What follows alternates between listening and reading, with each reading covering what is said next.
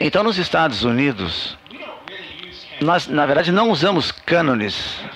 Eu sei que na Europa, e vocês talvez falem sobre isso, eu só queria usar a palavra cânone num contexto jurídico, onde eu não tenho condições de falar sobre cânones, mas eu criei os meus próprios cânones, sobre como é que a gente vai sair dessa confusão do ponto de vista econômico. Obviamente, minha formação é no direito, e nós repassamos alguns mecanismos jurídicos, mas do ponto de vista econômico, de política pública, como é que nós vamos lidar com a mudança climática agora? E eu tenho 3 cânones que eu quero compartilhar com vocês. O primeiro é: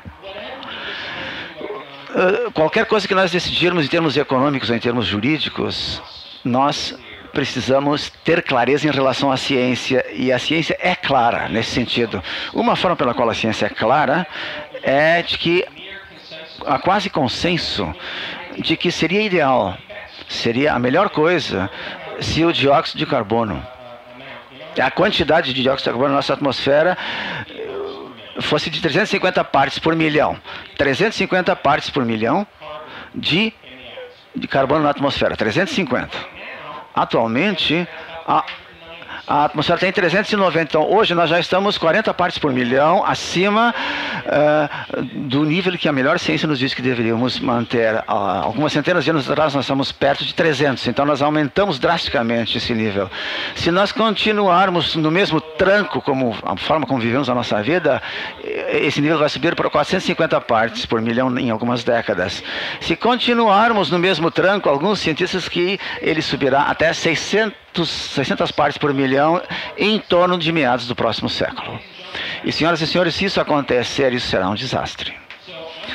Então, eu não estou dizendo que nós temos que chegar a 350 amanhã, embora se eu fosse rei durante um dia, seria legal, mas vamos ter clareza a respeito do que diz a ciência. A ciência nos diz que nós temos problemas graves agora. Independentemente do que decidirmos, vamos pelo menos saber qual é a nossa meta científica. Nesse sentido, eu acho que nós deveríamos falar mais sobre os 350.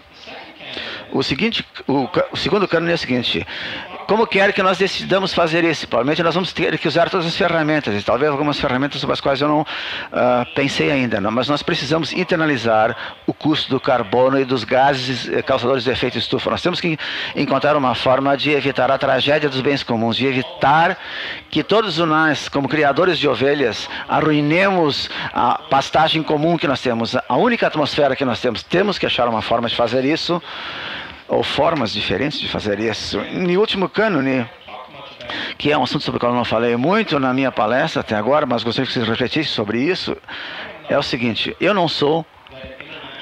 não creio que um acordo internacional sobre mudança climática vai ocorrer automaticamente, que todos os presidentes e secretários de Estado e diplomatas vão chegar a um acordo heróico de mudança climática. Isso não vai acontecer, na minha opinião. O que vai acontecer, o que eu acho mais realista, é que cada país individualmente precisa assumir um compromisso com base nesses princípios, nesses cânones.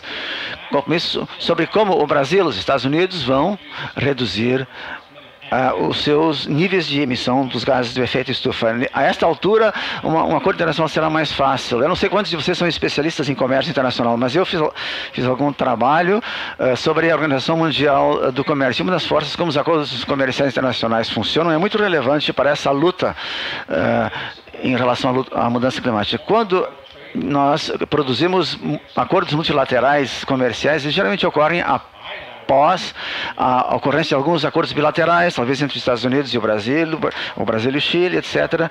Então, eles se transformam em acordos globais. Pense no NAFTA, alguns acordos comerciais entre a América Latina, e que se transformam, então, num acordo global. A minha opinião é assim que nós vamos ter que lidar com a mudança climática.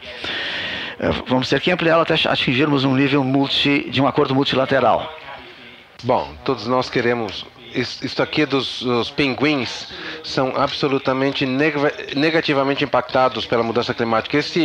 O pinguim é feliz, mas muitos não estão felizes. E realmente nós precisamos investir mais nisso, como energia solar, polar, eólica. Eles não vão resolver o problema da mudança climática da noite para o dia, mas se nós não investirmos agora, isso vai demorar tempo. E em termos também a conclusão nesse ponto de mudança climática, nós precisamos ver a relação custo-benefício desses poluentes do efeito estufa, não apenas para os ursos polares e para a água que eu e vocês precisamos para sobreviver, mas para a nossa qualidade de vida como conhecemos. Se nós não mudarmos, a dimensão econômica vai mudar e a vida como nós conhecemos, eu acredito, vai mudar para pior. Então, muito obrigado pela atenção de vocês.